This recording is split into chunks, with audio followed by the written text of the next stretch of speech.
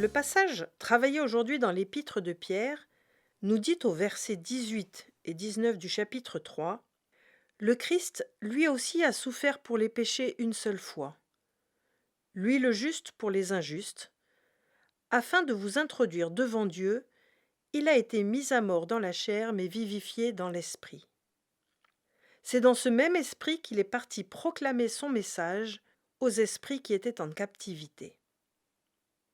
Cette mosaïque, réalisée en 2002 par le Centre Aletti sous la direction du père Marco Rupnik, illustre l'œuvre de salut opérée par Dieu, Père, Fils et Esprit. Dans la partie supérieure de la mosaïque, le ciel s'ouvre et la main du Père envoie l'Esprit qui enveloppe totalement le Fils. Contemplez cette main du Père. Dans un éclat de blancheur et de lumière, elle envoie les flammes du feu de l'Esprit envelopper le Fils et éclairer les ténèbres présentées ici par des nuances de bleu. Sa main de grande taille semble désigner le Fils, comme au baptême dans le Jourdain.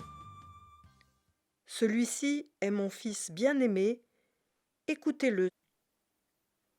La lumière de l'Esprit déborde l'espace délimité des ténèbres sur les côtés droit et gauche de cette mosaïque. Cette lumière, qui est aussi celle du Christ ressuscité, est si forte que les ténèbres explosent.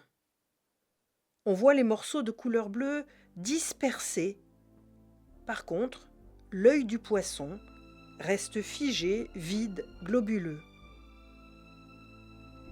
Au cœur des ténèbres, le Père nous envoie son Fils pour sauver Adam et Ève de la bouche de la mort, du Sheol.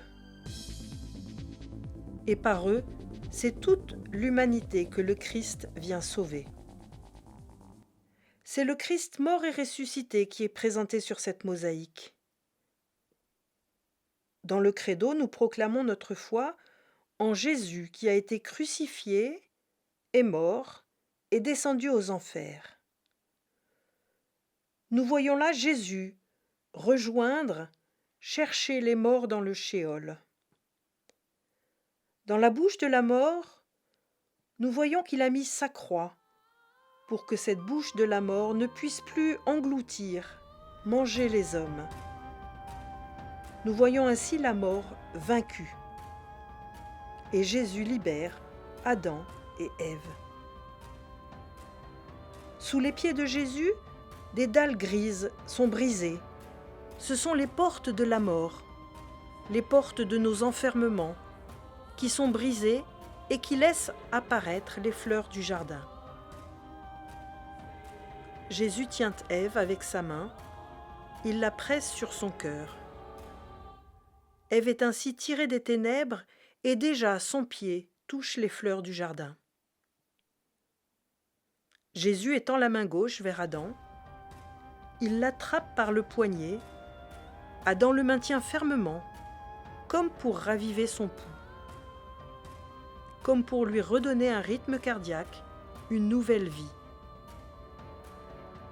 Si nous observons les visages d'Adam et de Jésus, nous voyons qu'ils sont très similaires. De même, le visage d'Ève est similaire à celui de Marie présenté ailleurs dans la mosaïque, proche du tabernacle. Cette œuvre traduit notre espérance dans la résurrection. Le Christ, qui est la vie, est venu nous tirer des dents acérées de la mort. Par sa mort, il a vaincu la mort.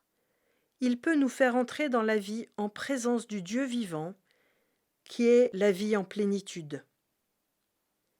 Gardons un temps de silence pour méditer sur le don de la vie que nous fait le Christ dans sa mort et sa résurrection. La croix du Christ nous ouvre la vie en Dieu.